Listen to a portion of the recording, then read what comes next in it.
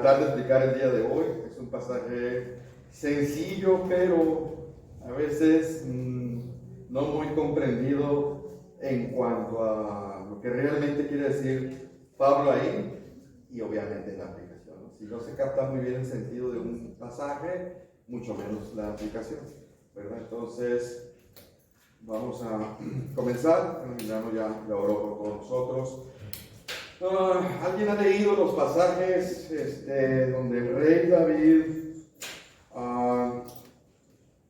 sabe que es ungido de Dios, que es el ungido de Dios, pero en ese momento sigue reinando el rey Saúl, y después de que se porta tan bien David con el rey, le sirve muy humildemente, empieza el rey a tener celos de David, al grado de que lo empieza a buscar para asesinar. Sin previo aviso le lanza una lanza, vaya la redundancia, y él como si nada, después le promete como esposa a una de sus hijas. Cuando cumple la meta para que se case, se le entrega a otro hombre, lo cual en aquel tiempo era una terrible humillación y falta de honor, y así muchas humillaciones recibe por parte de Saúl. Y no sé si recordarán cómo reaccionó David. ¿Cómo reaccionó David? ¿Bien o mal? Excelente, es un gran ejemplo de humildad en ese momento de su juventud. Esa es una lucha que tuvo muy fuerte David, ¿no? De hecho, si podemos espiritualizar esos pasajes, algunos podemos tener Saúles en nuestra vida, que Dios ayuda a nosotros a recibir humillaciones injustas, pero para crecer, ¿sí? Se recuerdan también cómo Adán y Eva en el paraíso, cómo estaba todo perfecto, de maravilla, qué precioso era la vida ahí, ¿no? Y de repente un día, no sé si te has puesto a pensar, Eva platica con la serpiente. ¿Quién platica con un animal? Y Eva no se sorprendió, ¿no?, de que la serpiente le iniciara una conversación, obviamente en aquellos tiempos, no el paraíso. ¿Y qué pasó? Pues ya sabemos todos, cómo la serpiente le empieza a meter ideas. Ella sin pecado ella. Era una persona santa, 100%. Y empieza a escuchar lo que dice la serpiente, dice, pues no está tan errada. Yo creo que acá el Señor se fue un poco exagerado, ¿no? Y empieza a cuestionar las cosas que le había dicho Dios, y empieza a hacerle caso a la serpiente, y bueno, ya sabemos todo lo que pasó, ¿no? Por eso el día de hoy estamos como estamos, ¿no? Bueno, ¿qué es esto? Son dos ejemplos muy bíblicos de la lucha del creyente. Cosas que nosotros, igual que Adán y Eva, igual que el rey David, estamos viviendo casi día con día. No sé si te visualizaste un poco. Mira, el contexto de esta carta, ¿cuál es? Pablo ayudó a plantar esa iglesia, amaba a los hermanos de Corintio, una iglesia llena de dones y muy faltante de frutos.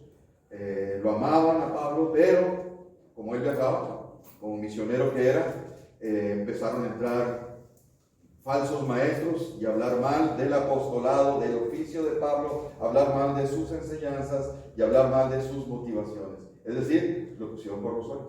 Pero eso no es problema, siempre hay gente que habla mal de uno. Pero ¿qué pasó? La iglesia de Corintio empezó a decir, yo creo que tienen razón ellos y el que esté equivocado es Pablo. Tremendo. ¿Y qué hace Pablo? Pues escribe esta carta y les pone ahí este tipo de versículos que están ahí, que leyó mi hermano. Entonces vamos a entrar de lleno. Son dos puntos nada más los que quiero que veamos. La lucha del cristiano. ¿Cómo es la lucha del cristiano? Bueno, su lucha, esta es la parte donde más fallamos, es con el armamento divino. Con las armas de Dios, pues, no con las que yo quiero o me gustan. Y el poder y el propósito de ese armamento. ¿Cuál es el propósito de ese armamento? ¿Y cuál es el propósito? Viene muy clarito. Muy bien, entremos de lleno. Tu lucha, mi lucha, estábamos hablando nada más a cristianos, es con el armamento divino. ¿Qué queremos decir con eso? Creo que a muchas de memoria se lo saben este pasaje. Pues aunque andamos en la carne, ¿qué significa eso? Aunque somos humanos, es lo que quiere decir, no militamos, no peleamos, no guerreamos, no vamos a la batalla según la carne, según como lo hacen los humanos. Y tú dices, ¿pero por qué, Pablo? Bueno, pues porque las armas de nuestra guerra, de nuestra lucha, no son humanas, sino poderosas en Dios. Ya él me está diciendo, tú, Antonio, cada vez que tengas un problema, recurre al armamento divino, no a lo que tú quieras reaccionar. Y esa es la parte difícil. Mi hermano Alex leyó, vamos a leer desde el primero nomás. Mira lo que dice ahí en Corintios. Está en tu Biblia en 1 Corintios 10, 2 Corintios 10, perdón. Ve lo que dice el pasaje 1. Yo, Pablo, ruego, un apóstol rogando a la iglesia. ¿Por qué ruega? Porque es tan importante esto. Ruego por la mansedumbre y ternura de Cristo, yo que estando presente, ciertamente soy humilde entre ustedes, pero ausente soy osado para ustedes. O sea, es la crítica que recibían. ¿Sabes qué? Pablo es muy valiente cuando está lejos. Sí escribe unas cartas bien bravas. Pero cuando está aquí dice, es cobarde, decían sus enemigos. Fíjate qué tremendo. Y no era real eso, ¿no? Entonces Pablo está rogando, ¿pero por qué? Por la mansedumbre y ternura de Cristo. Ustedes, iglesia de Corintios, y yo, bajo estos ataques, reaccionemos con la mansedumbre y ternura de Cristo. ¿Te fijas? No está diciendo, vamos a vengarnos. Esto no se va a quedar así. No. Ruego que todos reaccionemos con mansedumbre y ternura de Cristo. Qué diferente, ¿verdad? Como es el mundo. En el mundo nunca oyes así, ¿verdad? Es decir, Pablo no pensaba en reaccionar con venganza o actuar con represalias, ¿no? Yo soy el apóstol número 1. ¿Cómo se les ocurre hablar mal de mí? No, dice Pablo, no vamos a hacer eso, ¿no? Obviamente esto no quiere decir que uno iba a tomar medidas disciplinarias. Pablo, claro que sí, porque una cosa es el ataque a la persona. Pablo no está defendiendo en sí su dignidad propia, su orgullo propio o su propia persona, no, su oficio, su apostolado, la autoridad por Dios, las enseñanzas que él dio de la Escritura, el sagrado rebaño que es de Dios. Todo eso lo habían dañado y eso es lo que él iba a defender. Ahí sí, pues iba a tomar medidas disciplinarias si era posible. Si había que expulsar a alguien, se expulsa, pero no lo hacía por venganza, porque habían hablado mal de él. ¿Me explico? Me explico porque vamos a recibir muchos ataques personales. El punto aquí, ¿es mi dignidad o qué voy a hacer? ¿Cómo vamos a reaccionar? Entonces, el punto número 1. Perdón. A ver. Ok.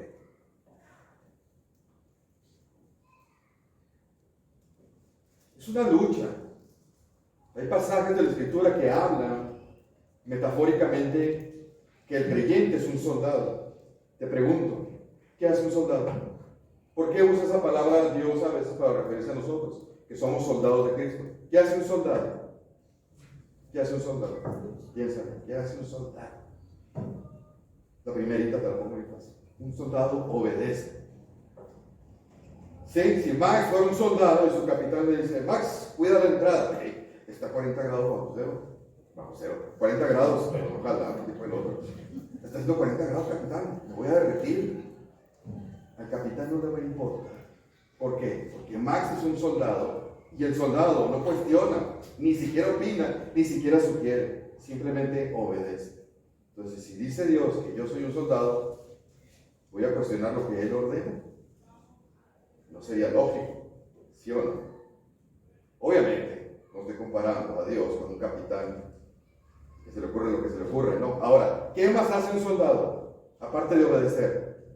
¿Para qué sirve un soldado? ¿Para qué es un soldado? Para ir a la guerra. Para eso tenemos soldados. Para defendernos, para ir a la guerra. Entonces, el cristiano es un soldado que es para obedecer y tenemos que ir a la guerra. ¿Cuál guerra? La guerra santa, la lucha cristiana que todos los verdaderos creyentes tenemos. Y ahorita vamos a ver a qué se refiere eso. Dije guerra santa. Si a ti, cuando te evangelizaron, cuando te compartieron la palabra, te dijeron, Dios tiene un plan maravilloso para tu vida y la vida que te están planteando es una vida muy padre, muy light, déjame decirte que te engañaron. Así no es el evangelio, así no es la vida cristiana. La vida light no es verdad. Y si estás llevando una vida muy light, pues es muy posible que seas tan parecido al mundo que por eso tu vida es tan light. ¿Sí? Del infierno es lo más probable, ¿no? La vida de un creyente es el de un soldado dispuesto a obedecer las órdenes de su capitán, Cristo, ¿verdad? Ahora, ¿cómo peleamos esa lucha? Con el armamento de Dios, ¿verdad? Parafraseando el pasaje de Pablo, es, aunque somos humanos, aunque estemos en este mundo, en esta vida, en esta condición, no peleamos ni vamos a la guerra de forma como lo hacen los del mundo. ¿Se entendió? Aunque somos humanos y estamos en el mundo y estamos en esta condición, no peleamos ni vamos a la guerra como lo hacen los del mundo. ¿Entendió? No debemos reaccionar como lo hace la gente del mundo. Nosotros peleamos diferente. ¿Por qué? Porque nuestras armas son de Dios, no son armas humanas. Y son poderosas y eficaces. O sea que Antonio, tú en el fondo me estás sugiriendo que cuando alguien me agreda, cuando alguien me ofenda, cuando alguien actúe injustamente conmigo, cuando alguien me calumnie, me insulte, me dañe, yo no debo reaccionar como me enseñaron. No, así es. Pero como lo hace el mundo, no vamos a reaccionar así. No debemos reaccionar así. ¿Cómo reacciona el mundo? Es más, simple y sencillamente vete al Antiguo Testamento, la ley mosaica. Muchos lo conocen con la ley del talión, ¿te acuerdas? ¿Cómo decía? Ojo por ojo, diente por diente. Es decir, que si alguien accidentalmente me sacaba un ojo, hay que sacarle un ojo a esa persona. Y no era por venganza. Dios estaba regulando las represalias, que no nos excediéramos ni actuáramos en venganza, sino todo lo justo. Era la ley mosaica en aquel tiempo, ¿no? Lo cual era muy difícil ser equitativo, ¿no? Pero en el mundo, ¿cómo reacciona la gente? ¿Cómo reacciona la gente del mundo? No dejes que te intimiden. No dejes que se te suban.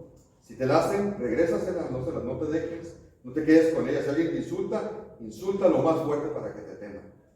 Si alguien te agrede, tú reacciona más fuerte. Que no se vuelvan a meter contigo. Si alguien me miente, yo le pongo un regañador y no le vuelven a quedar ganas de mentir. Así es la gente del mundo. Así me enseñaron a mí a hacer. Es decir, que el mundo, si alguien te hace algo, tú deberás regresársela y de manera más fuerte para que no le queden ganas de meterse contigo. ¿Sí? ¿Sí es así el mundo o estoy exagerando yo? O viví un ambiente muy feo yo, porque a mí me pasaron todo eso, ¿no? Por ejemplo, en el ambiente laboral existe mucho la traición, ¿sí o no? Todo es muy bonito en el ambiente laboral. Las puñaladas por la espalda son comunes, debemos cuidar los emails, los mensajes, lo que decimos delante de personas, porque todo ello, lo que nos envidian, podrán usarlo en nuestra contra. Así es el mundo y buscan ascender a costa de los demás, no importa si piso o no a los demás. Me acuerdo la penúltima empresa donde yo trabajé, una constructora enorme, una constructora que estaba en una empresa enorme, éramos 2,000 empleados, imagínate. Bueno, ahí los teléfonos estaban intervenidos. Cualquier cosa que yo hablara, si yo llegaba a hablar más de un patrón, un jefe, un superior, todo mundo se enteraba. Los emails que yo mandaba, todo era revisado, Era una mafia donde nos teníamos que cuidar todo lo que decíamos. Si hacíamos una fiesta de la empresa, teníamos que cuidar muy bien qué habías comentado, porque iba a haber represalias. Eso era en el mundo. Cuando yo era niño, en la primaria, no sé qué, creo que tenía como 7, 8 años, pues yo era medio fresón, así, medio muy sano, me crió mi mamá, mi papá. Entonces me acuerdo que un niño me hizo una grosería, volteó y me hizo una seña grosera, que yo no la conocía. Entonces pues yo llego a la casa y lo primero que le digo a mi mamá, un niño me hizo así. Y mi mamá, ¡ay, qué grosero! ¿No? Es una corrientada. Ahora sé que es una corrientada. Entonces me dice, tú cuando te haga eso, hazle eso. Otra corrientada me enseñó mi mamá. Y yo pues, al día siguiente llegué y estaba esperando yo. Y si resulta que sí, el chamaquito me hace la misma seña grosera y obscena. Y yo pues mira, ya la tenía practicada. Se la hice. Entonces el niño me dice, órale. Se levanta, lo hago una maestra. Y la maestra viene y me pega un regañón a mí. Así reacciona el mundo. Entonces te fijas que el que quedó mal fui yo. El que fue contaminado fui yo. Porque recibí un consejo del mundo. No te dejes. Error gravísimo. Hace 20 años cuando llegamos aquí, porque vivíamos en Sonora, llegamos aquí, mi hijo, uno de mis hijos varones, más tengo uno de mis hijos varones, ¿verdad? Que no quiero decir el nombre, pues era se creía muy salsita, ¿no? Y casi todas las semanas se peleaba. Pero como no era muy bueno, pues bailaban con él. Pero siempre llegaba todo enlodado, lleno de tierra, ¿no? Lo revolcaban. Entonces me acuerdo que un día me dice, papá, no te preocupes, yo te voy a enseñar 2 golpecitos y no le van a caer ganas de que se metan contigo este muchacho, este niño, porque son niños, ¿no? Entonces yo ya iba a la iglesia y fui con los líderes de la iglesia y les planteé el problema. Fíjense que uno de mis hijos varones está teniendo esos problemas y me dice, mételo carácter, vas a ver. Y yo hoy le digo a su mamá y lo platico con su mamá y su mamá delante de mí dice, ¿y ahora está por ellos? Te digas, 3 consejos. Yo le iba a enseñar a golpear al niño para que a ese niño no le iban a cargar, y la verdad no le iban a cargar a ese niño, pero se me olvidó y no le enseñé, ¿no? Y el liderazgo de la iglesia, mételo a karate, ¿no? Y su mamá, ¿y ahora por ellos? Fíjate, dos respuestas mundanas, y uno de la iglesia, de liderazgo.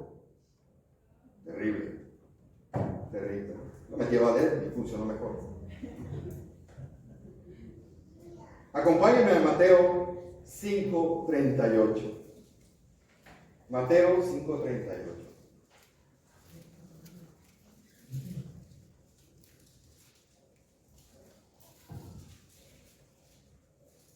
Vean lo que dice ahí el Señor Jesús. No es que esté contradiciendo la ley mosaica, le está dando la correcta interpretación. Dice Mateo 5:38. Oíste que fue dicho, ojo por ojo, diente por diente, es correcto. Esa es la ley del talión. Dice, pero yo les digo, no resistas al malo. ¿Sí? O sea, no te estés peleando, no estés conflicteando. Antes, a cualquiera que te hiera en la mejilla derecha, pone la otra. Y al que te quiera poner pleito y quitarte la túnica, déjale también la capa. O sea, entrégasela. Y a cualquiera que te obligue a llevar carga por 1 milla, ve con él 2. En ese tiempo, los romanos eran el imperio. Entonces ellos ponían las reglas. Y la ley decía, un judío, si yo soy romano, un judío, yo le puedo decir, llévame mis cosas. Y la ley decía, 1 milla nomás. Y decía, no, llévasela 2. Al que te conquistó, no es fácil, ¿no? Al que te pida, dale. Al que te quiera tomar de ti prestado, no lo rehuses. Y oíste que fue dicho, amarás a tu prójimo y aborrecerás a tu enemigo. Pero yo les digo, amen a sus enemigos, bendíganlos a los que los maldicen, hagan el bien a los que lo aborrecen, llorad por los que los ultrajan y os persiguen, para que sean, ahí está, hijos de vuestro Padre. Y si te bajas hasta abajo al 48, sean pues ustedes perfectos como su Padre. Y perfecto es maduro, completamente moral, perfecto. Espiritualmente, pues, como debe ser. Esa es la guerra. Esa es la lucha que está hablando Pablo en Corintios. ¿Viste las armas? No usaron las armas del mundo. Todo lo que dijo Jesús es el armamento de eso que está hablando Pablo. ¿Está fácil o está difícil? Aquí no depende del temperamento. Aquí depende de la santidad de cada persona.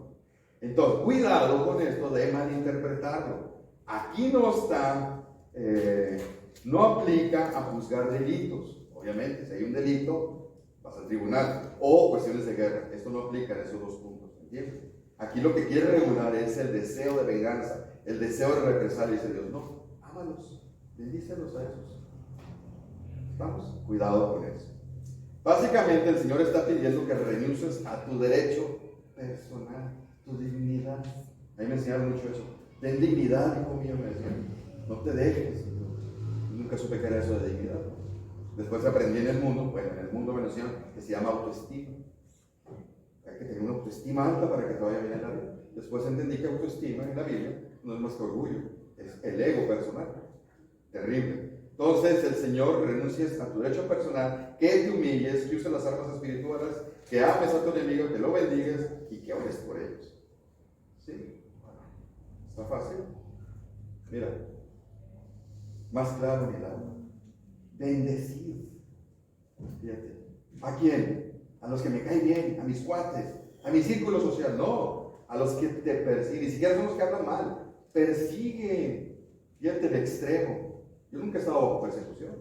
Hay mucha gente que le caigo mal y me critica, o a un enemigo tengo yo, pero persecución no tengo. Bendícelos. Bendícelos y no los maldigas. No pagues a nadie mal por mal. A nadie. Aquí no entra nadie. Nadie. Es absoluto el Señor. Procura lo bueno delante de los hombres. No lo puse, pero dice, y si es posible, en cuanto dependa de ustedes, estén en paz con todos los hombres. No se den. Esta es la lucha que tenemos todos en el día a día. En el día, y más los que están inmersos en su trabajo secular con gente del mundo. Más todavía, ¿no? Aquí te está pidiendo que actúes con el amor cristiano, básicamente, ¿no? Esa es la guerra santa del creyente. Esta. Mira el ejemplo que nos pone Pedro, porque cuando Pedro escribió la epístola de 1 y 2 de Pedro, todo el mundo que era cristiano era un poco perseguido por el mundo, los que fueran, ¿no? Ah, es cristiano, quítale los animalitos, róbale las vacas, quítale su terreno, mueve el lindero y vamos a robar el terreno. Así les pasaba a los cristianos. Entonces empezaron a tener mucha persecución y se empezaron a quejar. Y Pablo les dice esto, mira. Agarra. Ahí agarra. ¿Sí eso? No me pasé. Ahí está. Para esto estoy llamado, dice Pedro. Persecución. Porque también Cristo padeció por ustedes, dice, dejándonos ejemplo para que siga sus pisadas. ¿Cuál ejemplo? De cómo él fue perseguido, humillado, pisoteado. Entonces, ¿tú qué te quejas? No, es que mira lo que me está pasando, Señor. Hey, para esto estoy llamado. Eres un soldado, esa es tu guerra. ¿Está muy fuerte? Así que no debemos extrañar. De hecho, Pedro le dice, no se extrañen si están pasando por ese tipo de pruebas. No se extrañen. ¿Por qué? Pues es un soldado. Somos soldados cristianos. Y estamos peleando la batalla del Señor. ¿Verdad? No debemos extrañarnos si nos pasan cosas malas, ya que el Señor, al ser soberano, escoge lo mejor para nuestra vida.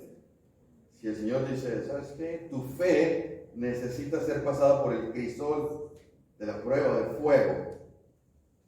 ¿Han visto cómo se hace? Yo soy medio fan de los cuchillos de cazadores y todo eso, me encanta. A veces me la llevo viendo videos, malamente de eso pierdo tiempo. Bueno, si sabes que hay tipo de aceros, no es cualquier, hay cuchillos que pueden ser muy gruesos, es así, y se quiebran, y son acero, y otros que te vas a subir encima de ellos y no se van a quebrar. ¿Sí sabes por qué? Es el temple, le llaman. Tú agarras un metal, lo metes al fuego, a que se ponga rojo vivo, y van a salir unas manchitas negras, no sé si has observado. Eso se llama impurezas. Entonces lo golpean, y empieza a salir cosas negras oscuras. Es la impureza. Lo sacan, lo meten al agua y lo vuelven a meter al fuego. Cada vez así. Va agarrando más temple. Ese temple de ese acero va a ser tremendo. Entre más le quiten las impurezas. Ah, bueno, nosotros somos iguales. Entre más pruebas nos haga pasar el Señor, salen las impurezas. Pero ¿qué pasa? De repente yo puedo ser muy delicado. Señor, ya quítame esta prueba. Está muy duro. ¿Sí? Pero es para mí bien. Aparte es mi lucha. Y para eso me puso el Señor. Y ahorita vamos a ver cuál es el propósito. Porque hay un propósito. Y ese propósito no soy yo en realidad. Ahorita vamos a ver. En una ocasión, el rey David, ya en el ocaso de su reinado, tenía un hijo muy guapo. La escritura lo describe como un Adonis. Si sabes que es un Adonis, ¿no? Nosotros decimos aquí, en carita, pues. Tenía un cuerpazo, cara, rostro, y hablaba de su cabello, ¿no? Hasta el peso que tenía su cabello. Estaba muy bien parecido al amigo. ¿Cómo se llamaba? Absalón. Pues resulta que este hijo no era un buen hijo. Se le revela al padre, y ¿sabes qué hace? Le da un golpe de estado para quitarlo. Y lo iba a matar. Entonces, David, para no pelear con él, huye David. Y Absalón lo persigue. Y cuando iba huyendo, el rey David, sale un hombre, Simei, y le empieza a gritar de cosas. O sea, iba David con su séquito, sus capitanes, sus soldados, todo el mundo lo que lo respetaba. Y le empieza a insultar y a tirarle piedradas. ¿Sabes qué sabe? El capitán que, hoy le mato, le corto la cabeza a este perro, así le dice la expresión. Déjalo, dice David. Si él me está insultando es porque Dios lo permitió. Déjalo. Y no le hizo nada. No le hizo nada. ¿Qué hubiera hecho yo? ¿No? ¿Cómo reaccionamos en la carne? Ese es el punto. ¿Cómo vamos a reaccionar? Bueno, en el pasaje de Pedro, que dice que nos dejó ejemplos para seguir sus pisadas, él aceptó que sus propios discípulos lo traicionaron y lo abandonaron, ¿se acuerdan? Cuando apresan a Jesús, ¡pum!, sale volando todo. Además, uno salió casi desnudo, tuvo que ponerse una sábana. Juan, el que más lo amaba, salió. Uno de ellos realizó la más grande traición y aún así le lavó los pies a Jesús. Jesús, cuando le daba los pies a los discípulos, ya sabía que Judas lo iba a traicionar. Le lavó los pies. Otro lo negó rotundamente 3 veces después de haberle advertido. ¿Qué hizo Jesús después cuando resucitó? Pues le reclamó, le pegó un regañón a Pedro. No, fue y habló con él con mucho amor. ¿Sí? Fue apresado como un vulgar delincuente, le hicieron un juicio falso, falsos testigos, fue humillado durante el juicio, lo golpearon, lo escupieron, fue condenado injustamente, fue rechazado por su propio pueblo escogiendo un vulgar ladrón homicida en lugar de él, fue martirizado, fue burlado mientras moría, acuérdate. ¿Y qué hizo él? Pidió bendición, no les tomes en cuenta. En ese momento todavía intercede en oración por sus enemigos. ¿Quién hace eso? Él cayó, soportó, no se amargó, no cayó en depresión, no buscó la salida en el alcohol o las drogas, no se llenó de ira, dejó la venganza a su padre. Pues yo tengo que actuar igual. Tengo que seguir sus pisadas. Páseme lo que me pase. Y te aseguro que lo que me pasa en la vida no se compara nada con lo que han vivido mis otros hermanos cristianos de la Biblia o Cristo mismo. Nada se parece. No sé cómo es tu vida.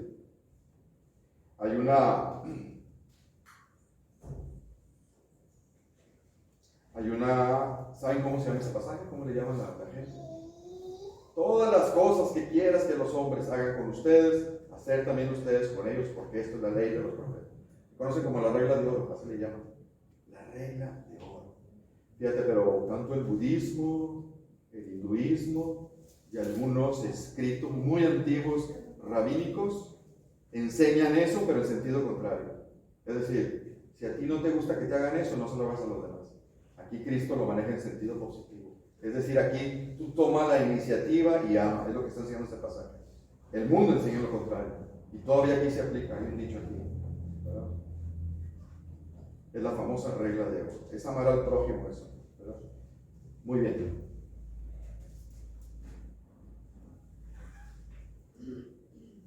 Mi lucha es con el armamento divino. Dice, pues aunque no andamos en la carne, no militamos, no peleamos según la carne, porque las armas de nuestra milicia no son carnales, sino poderosas en Dios. Entonces, ¿por qué no debemos de pelear como el mundo? Porque no somos del mundo, somos hijos de Dios. Debemos imitar el mayor ejemplo de Cristo. Además, el propósito en una prueba no es salvar mi dignidad, mi orgullo, sino debo darle gloria a Dios. Cualquier cosa, yo debo darle gloria a Dios. Debo de fijarnos mucho cómo reaccionamos ante la situación. Y a lo mejor me estás diciendo, hermano, está muy bonito todo lo que tú estás diciendo, soy muy espiritual, pero ¿por qué me estás exhortando que me humille tanto? ¿Para qué hacer eso? ¿Qué tal si los del mundo ahora se van a aprovechar más, se van a subir más a mí, me va a ir peores más, si empiezo a obedecer lo que me están diciendo aquí? Mira, para entender la razón y el propósito, está el punto 2. Ve lo que dice. ¿Cuál es el poder de ese armamento? Destrucción de fortalezas. Y derriba. Destruye fortalezas y derriba argumentos. Ese es el poder de ese armamento. ¿Y cuál es el propósito? Llevar cautivo. Aquí está. Ese es el propósito. Por eso yo debo aguantar todo. Porque ese es mi objetivo como soldado. No yo. Esto es lo que le da gloria a Dios. Si yo lo llevo a cabo. Ahora, ¿qué es fortalezas? Cuidado, Muchos se han equivocado aquí porque lo empiezan a relacionar con Efesios 6. Aquí fortalezas no es demonios. No se refiere a nada de demonios aquí. ¿Sí? Fortalezas lo explica en el siguiente versículo 5. ¿Qué son fortalezas? Derribando argumentos, destruyendo especulaciones, alegatos o pensamientos. Altivez, orgullo, soberbia, ceguera espiritual. Es decir, esas fortalezas son nuestros enemigos, hermanos. Esa es tu lucha con eso. Los argumentos, las ideas, filosofías, tendencias, conocimientos, sistemas, modas de pensar y de vivir, nuevas leyes gubernamentales que se oponen a la voluntad de Dios, a la forma de vivir piadosamente, a lo que la Escritura señala o describe en ciertos asuntos de la vida. Esa es nuestra guerra.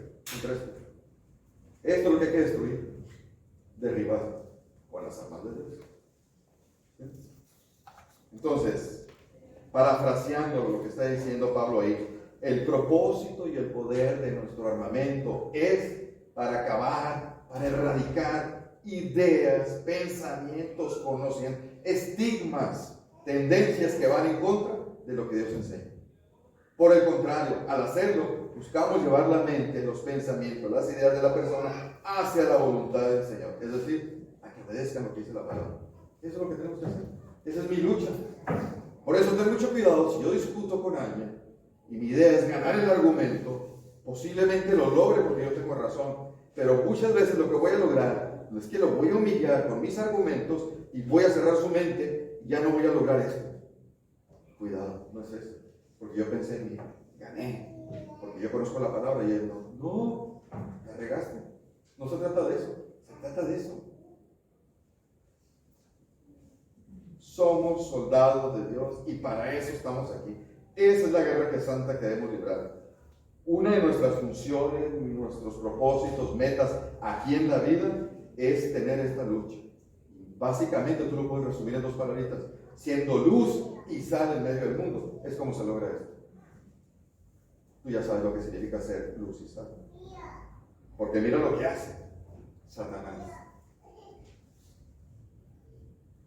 El Dios está en minúscula de este siglo. El Dios de esta época es Satanás. ¿Qué hace? Ciega el entendimiento. No es que les baje el coeficiente intelectual, no. Esta gente es muy inteligente. Simplemente impide que puedan entender esto y sigan con sus ideales, sus formas de vivir, para que no le resplandezca la luz del Evangelio. Ese es el poder que tiene Satanás. Y tiene inmerso a toda la humanidad bajo su poder. Ese es nuestro enemigo. ¿Cómo influencia Satanás al mundo? Ese es mi enemigo. Ciega a la humanidad, los tiene bajo su influencia. Esas son las fortalezas que usa Satanás. Ciega el entendimiento. Fíjate qué tan poderoso no es que cuando se acercó a las dos únicas personas santas que han existido, que es Adán y Eva, a excepción de Jesús, logró engañarlos. Nosotros que somos tremendamente contaminados por el pecado, ve cómo los indujo, cómo los sedujo a los dos. El poder que tiene. ¿No? Satanás ha cegado el entendimiento desde Adán y Eva, el cual logró con gran éxito y lo sigue haciendo con la mayoría de la humanidad sin que ellos se percaten que están siendo inducidos y guiados por él. La humanidad no sabe más, la mayoría de la humanidad ni cree en Satanás, pero todos están inmersos en su enseñanza, todos los mundanos, toda la gente del mundo. Tristemente, ¿qué crees? Muchos cristianos también están inmersos en eso, aunque son cristianos. La luz les resplandeció el Evangelio, pero siguen siendo muy influenciados en muchas ideas, paradigmas y formas de vivir. ¿Sí? Son creyentes inmaduros, faltos de discernimiento, y los que son más mundanos son presa de las armas de Dios. Hay muchos en las iglesias, cristianos inmaduros, pueden tener muchos años, pero siguen siendo inmaduros, no han logrado tener ese discernimiento para decir, esto es incorrecto y esto es correcto. Como lo que mencionaba en la mañana, en la modestia. Muchos no han entendido lo de la modestia. Es increíble, ¿verdad?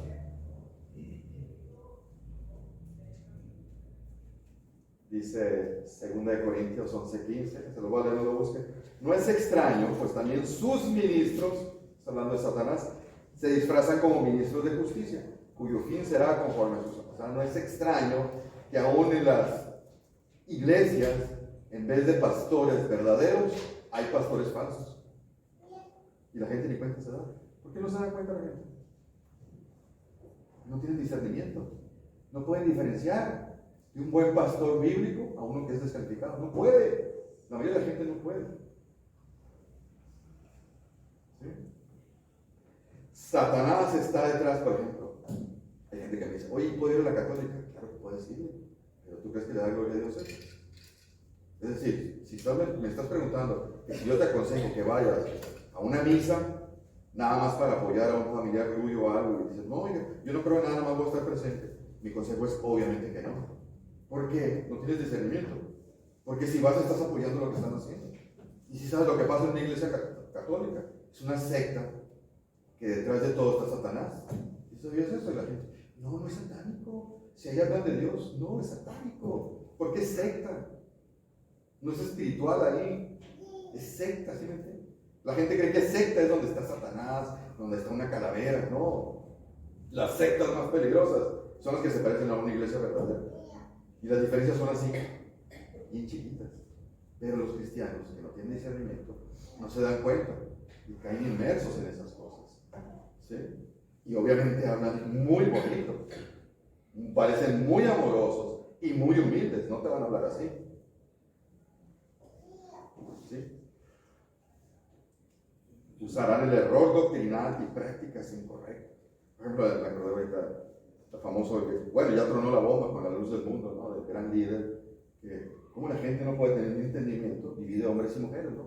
Para guardar la distancia entre hombres. Pero él sí tenía el derecho de que antes de que se fuera a casar una jovencita, él tenía que bendecirla. Y si entiende la palabra que quiero decir yo con bendecirla, él tenía que ser el primero en la vida de esa mujer. ¿Sí? Y los padres, el ungido de Dios, ¿cómo no? Claro, qué honor. ¿Cómo no pueden entender eso? Y son millones ellos, ¿eh? Es una de las sectas más grandes. Hay discernimiento.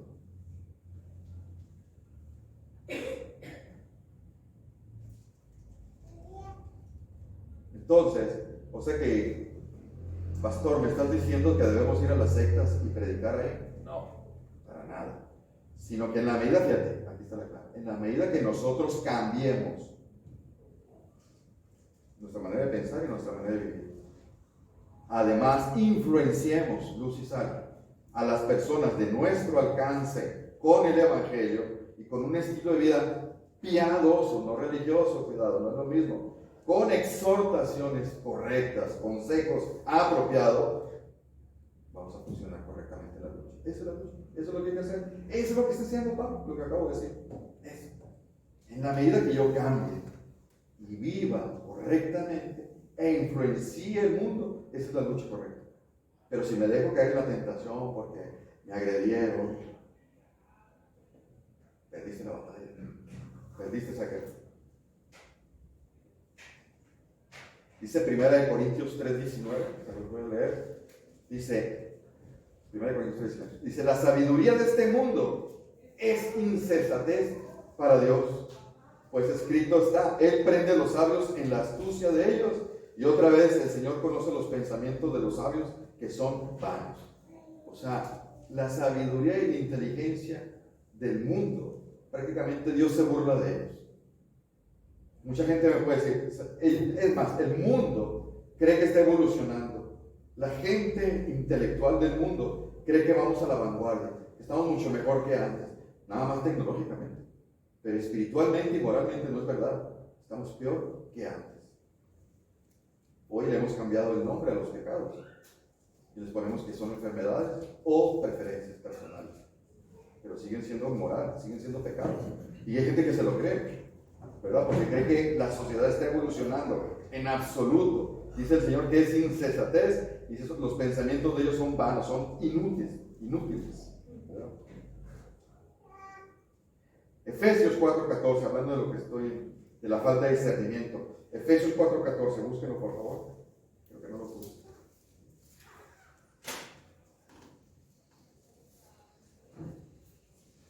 Esto es necesario para poder tener esta lucha correctamente.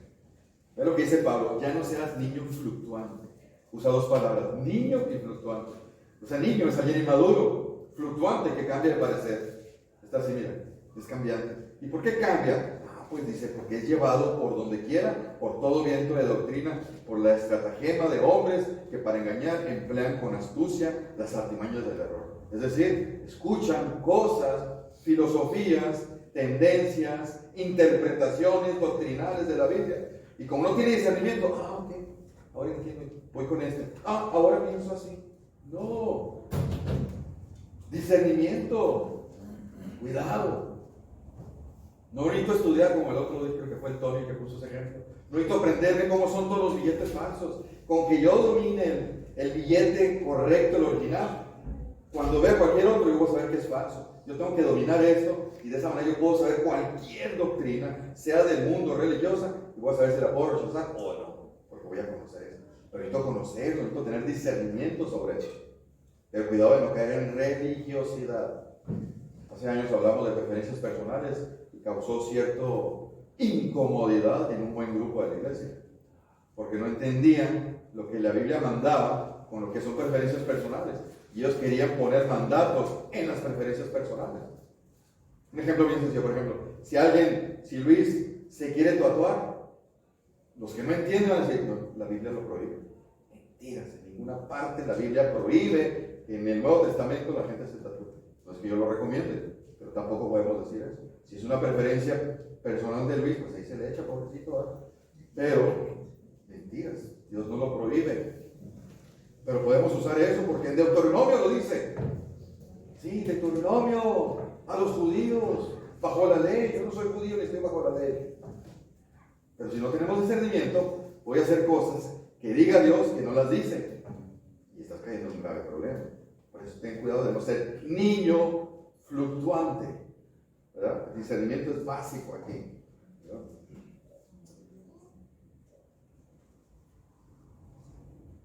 Entonces, voy a brincar unas cositas.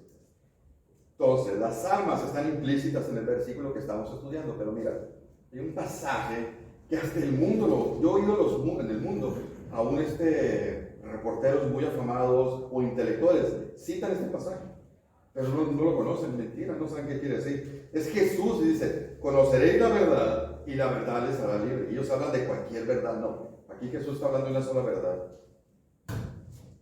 Esta. Es la única, es absoluto. Conoceréis la verdad y sí, la verdad te hará libre. Claro, si la entiendes, la comprendes y te cambia el corazón. Si no, no. Jesús nos dice que si llegas a conocer, a entender, a apropiarte de su verdad, la cual es la voluntad de Dios plasmada aquí, entonces esa verdad obrará en mi corazón, sacándome de la cárcel de mis ideas, de mis paradigmas, de mis ideologías y mis creencias, y seré libre para seguir. ¿Ves cómo funciona la palabra? Yo tengo que reprogramarme. Romanos 12, 1, 2 dice, yo tengo que cambiar esto totalmente. Lo que aprendí casi no me sirve de nada. En las cosas espiritualmente y moralmente hablando, no sirve de nada. Esta es una parte, es la única arma que tenemos dentro del armamento de Dios. Es la única arma defensiva, la palabra. Pero la tengo que dominar. Si no, como lo que es una espada, ¿cómo la voy a usar? Hebreos 4:12, la palabra de Dios dice que es viva y eficaz. Mucha gente en 2000 años está súper anticuada. ¿Cómo vas a tratar los problemas psicológicos de la gente? Para eso está el psicólogo. Él es un especialista. Él sí estudió la psique. Y el psiquiatra ni se diga, ese es médico. Porque es médico y sí estudió, más que tiene especialidad. Él sabe qué medicamentos ocupas para las enfermedades mentales. ¿Hay enfermedades mentales? Te pregunto. ¿Habrá? No digo que no. ¿Habrá? Esto es lo que ocupa la gente. El día de hoy tenemos tantos problemas psicológicos y la gente va con estos profesionales supuestamente en lugar de usar esto. ¿Cómo crees que le hacía la gente, todos los cristianos de antaño, cuando no existía la psicología y la psiquiatría? ¿Cómo se curaban? A los puritanos les llamaban los doctores del alma, porque usaban esto para curar todos esos problemas psicológicos. ¿Sí? La palabra de Dios es viva y eficaz, más cortante que toda espada de dos filos, que penetra hasta partir el alma, el espíritu, las coyunturas y discierne los pensamientos y las intenciones del corazón. Si yo quiero saber qué hay aquí, qué está pasando, es eso. Pero hay que usarla correctamente, ¿no? ¿Sí? Me voy un poquito más rápido. Mira, ve lo que dice. A quien anunciamos, estamos hablando de Cristo. ¿Cómo? Amonestando a todo hombre, enseñando a todo hombre en toda sabiduría, a fin de presentar perfecto a Cristo Jesús a todo hombre. ¿Es eso? ¿Esta es la lucha? Estar influenciando a la gente. Estar influenciando a la gente. Predicando, enseñando, evangelizando, advirtiendo, aconsejando, amonestando, como tú quieras. Siendo luz y sal.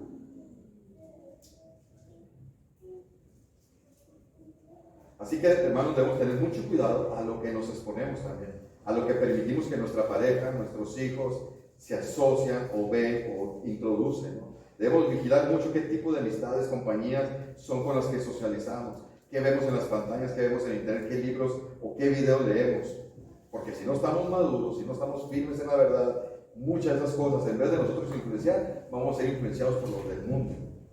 Y la idea es todo lo contrario, es erradicar, influenciar, no que ellos nos influencien. Por ejemplo, cosas como la cultura Hay gente que aquí que batalla para ir cambiando, para crecer, porque están inmersos en su propia cultura. La cultura es negociable. La educación, el feminismo. Hoy desde la mañana estaba viendo una noticia que hablan maravillas del feminismo. Gracias a Dios por el feminismo y no sé qué tanta cosa. Es una de las cosas más terribles que le ha pasado al mundo, el feminismo. Además, el feminismo empezó con Eva, en la caída. Tu deseo será para tu marido. Lo que quiere decir ese millón es, tú vas a desear controlar a Adán. Dicho y hecho. ¿Sí? La masculinidad, la feminidad está cambiando radicalmente. Mucho. Los hombres cada día son menos masculinos, sí debería estar cargado de eso. Y no estoy agrediendo a nadie, pero el día de hoy los hombres son cada vez menos masculinos en todos los sentidos. Es tristísimo. La educación de los niños es terrible. Es otro tema, ¿no? No es que lo mande la escritura, pero el día de hoy todavía hay cristianos que ven como padres educando en el hogar. ¿Cómo es posible? ¿Cómo van a socializar eso? No han entendido. Es increíble que haya cristianos en la iglesia que todavía piensen que es malo, obsoleto, arcaico, que no los dejemos ir a los niños a las escuelas seculares. No han entendido bien. ¿Por qué? El mundo los cambió en vez de al revés. Qué tristeza, ¿no? La adopción de infantes por uniones no bíblicas de personas, el énfasis desmedido de la protección de las especies. Platicaba hace poco el problema que tenía con una vecina, que tenía 3 perritas como año y medio, que traía asolado al barrio, porque destrozaba todas las basuras, agarraban pañales viejos y los destrozaban, era un reguero de cochinero, porque ella amaba a esas perritas, pero siempre estaban en la calle. Y un día le escribo y le digo, necesitamos hacer algo con sus perritas. ¿Qué hacemos? Pero ya. Se sintió así como que, y ese día se la llevó. Año y medio esperando que reaccionara la señora. ¿Por qué? Porque esa persona ama más la creación que al ser humano, porque tienen valores diferentes. Ella ve así. Todos somos creación de Dios y valemos lo mismo. No, es un animal, no vale igual que nosotros. Los animales no están hechos para vivir en la sociedad. O los tienes adentro o no los tienes afuera. Porque es una sociedad, la sociedad es para los humanos, no es para los animales. Pero ella no entiende eso, porque ella trae los valores del mundo. ¿Verdad? El énfasis en el estudio secular.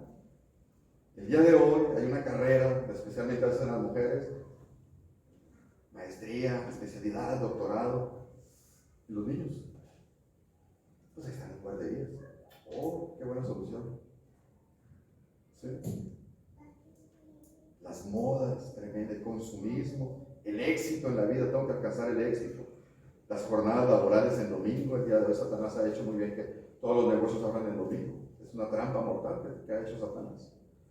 Todo eso son las fortalezas de Satanás que usa para alejarnos de la palabra de Dios y nosotros debemos obrar en contra de ello. Por ejemplo, yo conozco unos cristianos, no digo que lo haga porque no lo hago, no los apoyo, pero me parece buena intención. Dice, ellos no consumen nada en domingo. Digo, es un poco extremista, pero a lo que voy para que veas cómo pelean ellos, es una manera de pelear. Ellos no consumen nada en domingo. ¿Para qué? Porque es un granito de arena de evitar que los negocios abran en domingo. En la medida que tú compres más en domingo, pues va a haber más demanda. ¿Me explico? Entonces estas personas dicen, nosotros en domingo no compramos afuera, para que la gente no tenga que trabajar. Es una manera de que yo no participe. El día de hoy mi esposa compró comida china, que bien estás, ¿eh? Qué bárbaro, no estás comprometida. Yo no la rechacé, ¿no? Mira, ya para terminar, a veces la gente se ofende cuando digo, es que los cristianos mundanos, y se rasgan las de, hijo cristiano mundano. ¿Sí sabes qué es un cristiano mundano? La verdad es alguien que puede tener muchos años como creyente, bautizado, que trabaja en un ministerio, ofrenda bien y todo, ¿no? No es alguien que tiene poca fe, no es alguien que conoce poco la escritura. Realmente es una persona que tiene la mentalidad, su manera de pensar muy cercana a los ideales del mundo. ¿Sí? Y que no acepta ni está tan comprometida con los lineamientos de Dios. Ese es alguien muy mundano, pero ama a Dios, pero está más recargado para acá, porque le gusta, se dejó influenciar más, es muy mundano, ya sea porque se le hacen difíciles, porque no le convencen los argumentos de Dios, porque es muy light, la verdad, es inmadura esas personas y les falta discernimiento. Esos son mundanos y abundan en las iglesias, tristemente. Así que Nuestra lucha es con el armamento divino, no con tus armas, no como aprendimos, porque tienen un poder y un propósito, que es cambiar, influenciar al mundo, usando la palabra, usando mi testimonio, mi vida santa, mi manera de vivir, para que nos pregunten por qué. Tenemos que influenciar al mundo, somos luz y sal, no al revés. Me acuerdo hace muchos años me dice un cristiano muy orgulloso de su esposa, porque me dice, no, porque resulta que su esposa estudió conmigo en la prepa. Y le digo, es cristiana tu esposa, qué bueno. Le digo, sí, me dice, no, y tiene un grupo ahí en Casablanca por 10 años y se relaciona mucho con todas las mujeres del mundo ahí. Oh, qué bien. Le digo, oye, ni saben que es cristiana, fíjate. Y él me lo dijo así, bien orgulloso, y me quedé, ¿y cuál es el punto? O sea, no saben que es, o sea, está de incógnita. Dios, no es así, ¿verdad? Amén, hermanos. Vamos a orar.